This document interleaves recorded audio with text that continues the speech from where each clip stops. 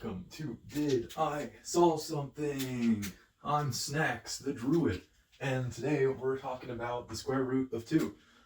At one point in time, this got some dude named Hipparchus, I believe, dragged into the ocean and drowned, allegedly, because up till that point in Greek history, every number could be equated to the ratio of like two numbers or something, and square root of 2 could not, because why? It's irrational.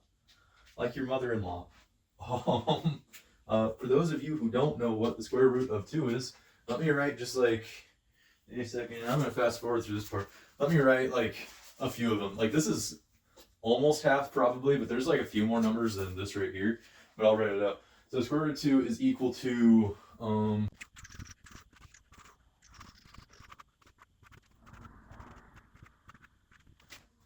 that's only the first part of it, and I could write several thousand more numbers and it'd still be just the first part of it because it goes on for infinity. It's big, but it's small. Probably. Anyhow, what I'm wanting to bring up today in my video, Did I Solve Something? Part 6, is my way that I look at irrational numbers and like square roots and cube roots specifically.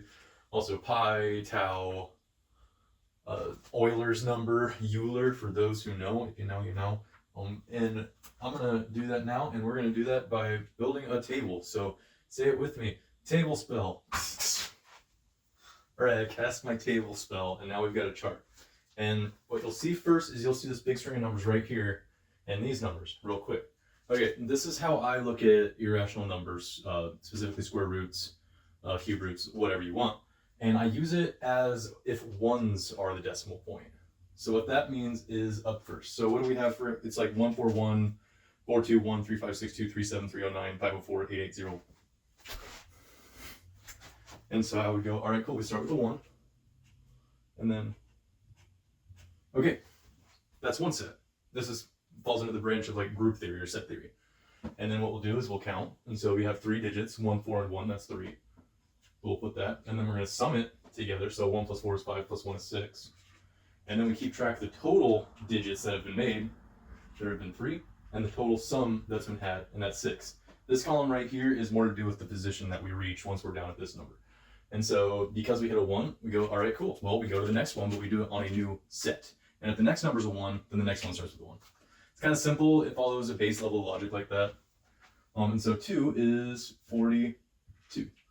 And so the next number is going to be 1, so we know that set's done. And then once again, we count the digits. There are 2. We count the sum, and it's 6. Wow, it's the same sum. Interesting that it lines up like that. So now we keep track of the total, 5, and then we're at the total of 12. And so one thing to note first about these two is that 141 is 47 times 3, I believe, and 42 is 6 times 7. Or you can also go total prime factorization. I don't really care. And there's kind of just like differences that you know as you go along the way. And so I'm going to, so basically right here, this is going to be how that line looks. And there's 23 digits. All those digits add up to 100. And at this point, this is the 137th position of the square root of 2. And then this is all of these totaled up together. And so I'm going to flash it, and it's going to be completely filled up. All right, so now I've built it up more, and there's a lot going on here. In fact, it's really difficult to describe and explain everything going on. My logic for why this works is because of how I'm using 1 as a dividing line. Because all, the original dividing line is that, which is the square root process. And so I'm just basically re-inverting that to this to see if I can find meaning. And from what I've been able to ascertain, this has something to do with how like numbers process that grand constant of 7 through the use of 13 and 17. Super confusing, but it's kind of littered throughout here a little bit. So to explain a little bit, we've got 17 as the prime number, 17 right here. 17 is the 7th prime number. And we got 77 right here and 22 right here, which 27 is 3 cubed. Whatever. But 65, moreover, right here, put on your tinfoil hats, guys. 65 right here is 13 times 5. And so there we get an issue with 13. 13 apparently becomes easier to handle. And again, that goes into my thought process that it is because of quaternary, and 13 is 7 in quaternary. That makes sense. I'll eventually do a better video on quaternary to further explain why I think that. Again, I'm confusing. My apologies. And then we have 20 right here, and that kind of like rounds up and makes it easy for 2. And then 42 right here. I don't care as much about this for the most part, but sometimes it shows up interesting. 42 right here, 20. We have 117, which 117 is 13 times 9, right? Go with me. But not only that, it takes 17 and just throws another line like in front of it. Makes it divisible by that 13. That works a bit easier with 2. And then the next line down, you have 14, which is a multiple of 7. It's 7 times 2. And then you have 69, which is 23 times 3, which is important to note because 23 equals the 9th prime number. And so you're getting that constant with 23, and you're able to put a 2 in front of it. This is how it works with prime numbers as far as what I've been able to come up with and understand for number theory. This isn't exactly a branch of mathematics that's easy for a lot of people to understand. So if you're not following, don't feel bad. I'm also not the easiest to understand person. It's something that's haunted me all my life. But then we see this 20 show up again, and now we've got 113, almost as if that 2 broke up into 2 lines. And did that because something to do with that? I don't know. It's just what I'm noticing. You can only look at what you notice, right? This isn't, if you can find some other way to get the square root of 2 and have it not be this order, be my guest, but you can't because this is backed by some NASA text program for getting to 1 million places of the square root of 2. But yeah, so you get that, and 113 equals P, the 30th prime number. So now you have like a kind of like rounded 3 constant to go around with it, along with it, to do with that 20. And now we get the 7th line, and we get 21, which is 7 times 3. And so with that, you get 85, which 85 is equal to now 17 times 5, because 5 is something that's kind of like rounded and universal. It's my thought process on this is backed by how binary functions, my distribution of prime numbers that I found, where 2 and 5 show up at the same spot. And 5 also showing up with 11. And then now you can divide that out by the 3. And so you get 7 and 29, which 29 is the 10th prime number. So you have 7 equals P4, and 29 equals P10, and 104 equals 13 times 2 cubed. But also you have 490 right here, which 49 is 7 squared. So maybe that has something to do with it. I don't know. I'm just trying to go for it. I had a different motivation for even doing this in the first place. So once I found that what I was looking for was pretty much something I think revolutionary, it then became, all right, so why is everything else falling into place the way it does? Then you have 10, so now we've rounded down at 9 to an easy to just chew number like 10, because 10 shows up in 20, 20, 30, P10, so that kind of like goes like that. And now we have 37, and 37 is P12, because it's the 12th prime number. I don't care about that. Maybe there's something more important, like what this divided by 2 is 67. 67, no, it's not 67, it's 57. 57 is a multiple of 19. No, 57 is, yeah, 57 is a multiple of 19, it's 19 times 3. Don't know what 527 is, don't really care right now, if I'm being honest. I'm always worried I'm losing people. Then you have 23 again, like you had up here, but now it's just completely isolated, and 23 again equals P9, and you have 100 as the sum right here, which I feel is interesting because you have 10 right here and you have 100 right here, so it's almost like it's equaling out right here. Like this area between the 9 and 10 mark is almost like a balancing point, where it's like converging and like harmonizing right there to completely work itself out, is what I like to think. And then on the 11th line, 1, 2, 6, 4, 4, 1, you get 6 and 18, which is a ratio of 1 to 3, which is the same ratio that you get right here is 1 to 3. And then up here you get 1 to 2, same as right here. Now, we're going to talk a little bit more about this spot right here specifically, because the whole reason I even thought to do this in general was because of absolute values. Absolute value is the distance from zero. Basically what it does is any negative number, you put the absolute value things around it and it becomes a positive number. Basically what it does, it's used to track distances. So I thought, okay, well, if I'm treating these ones as just straight lines, arbitrary, basically meaningless straight lines that can be almost subjective, where would I find the absolute value of 2? Because if you don't know, 121, like, can you tell that's 121 or the absolute value of 2? You can't. To me, it's basically the same thing. Which 121 is also 11 squared. 11 is 1, 1 makes 2. I don't know. But you find that absolute value of 2 right here at the 144th position on the 12th line. And of course, 12 squared is 144. What I did and the equation that I kind of like to do to process this is you take, because you're looking at a complex plane and you're kind of like dealing with a square root that's going inwards on itself, I feel like this is a place where you can use I and be completely rational. And so it was, all right, let's go I over X, where X equals position. So wherever you land for the position is what you get. And so this becomes I over 144. And because this is a square root and this is a square, I just decided to go I squared like that to try to like bring it back out from where it's at.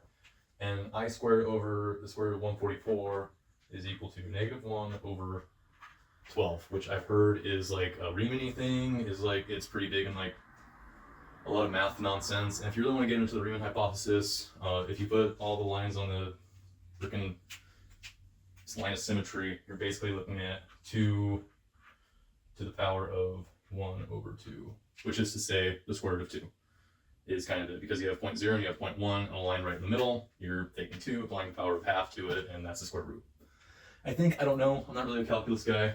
Again, could not care less about calculus. That is meaningless on me, you know. But anyhow, I decided to save the 13th and 14th so that we could do it together, and I can show you concretely in my own thought. Oh, also 647 equals the 118th prime number, and I think that might be a reason why. I don't know, it was just something that showed up that way. So it's like, you kind of report what you see, I think is like journalism 101. But we're gonna fill these last few out, and I'm gonna show you concretely, you know, just bringing it all together with, this is something to process, the concepts of 13 and 17 from the point of 7. And there's some Aristotelian 4 elements thing that happens, because 4 is a natural weird thing that the great Aristotle really freaking harped on, and the Bible said no, because religious monasticism or whatever discredited it or whatever. I don't really buy into a lot of stuff. I can only believe in what I can process, see, and understand, and you know, it goes against what a lot of people do. But we're gonna fill this out, and so we got, for the 13th spot, we have 1497099935.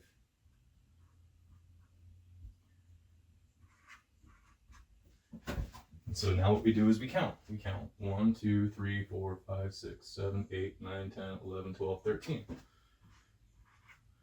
And keep in mind, this is the 13th line, and 13 is the 6th prime number.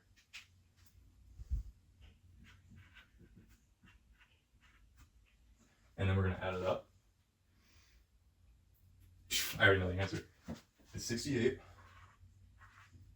And 68 is equal to 17 times 4, is what 68 is. And then the rest is 157, then 715. If you know things about those two numbers that I don't, comment, I don't know. And then you want to take a crack at what that last line is going to be. It's wild.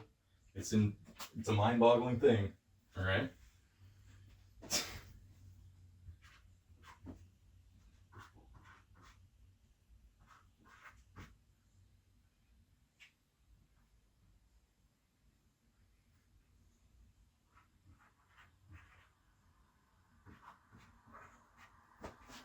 4. Just 4. 1 and 4. And now, it's not like a perfect ratio like this was, but it's basically a ratio of 1 to 4 right there. And it's just kind of how it works out. I don't know. This was something that I found by accident, like everything that I've found so far. I've done this process with a lot of irrational square roots and cube roots. Notably, if we want to talk about the absolute value of 2, if you take the same process and look at the square root of 3, you'll find this position where the absolute value of 2 first, or the absolute value of 3 first shows up at 249. Yeah, the 249th position. So what? I'm just gonna write it right here.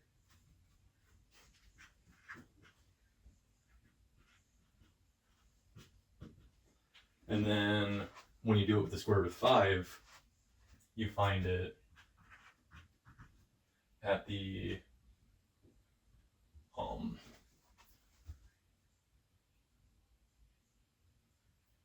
with the square root of 5, you find it at the 415th mark, right? Yeah. And then so in order to kind of like condense those down the same way we condense that down, you actually have to, because they're not perfect square roots, squares on the bottom, you take it to, what I do, because it's the square root of 3, you're allowed to do 3i, and because of the square root of 5, you're allowed to do 5i. And what that brings it down to is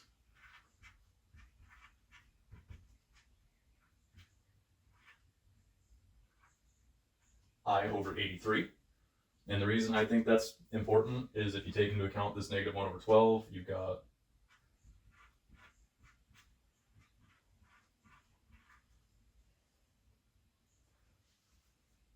times 12 is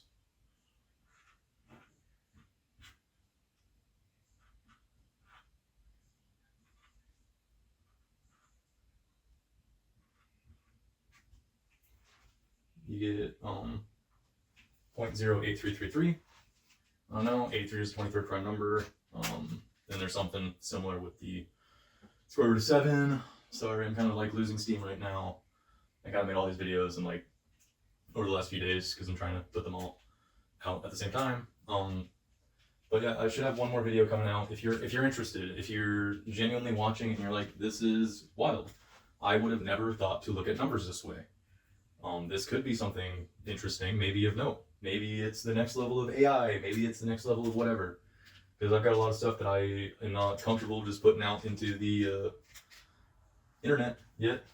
Because it's kind of, once you get into like the thought process of like cybernetics and like super advanced AI, unless you have like really careful consideration for it, it could be really gnarly. But this is kind of like how I look at irrational square roots. If you're interested in the code, I can make a video about that or have a Discord channel for number theorists.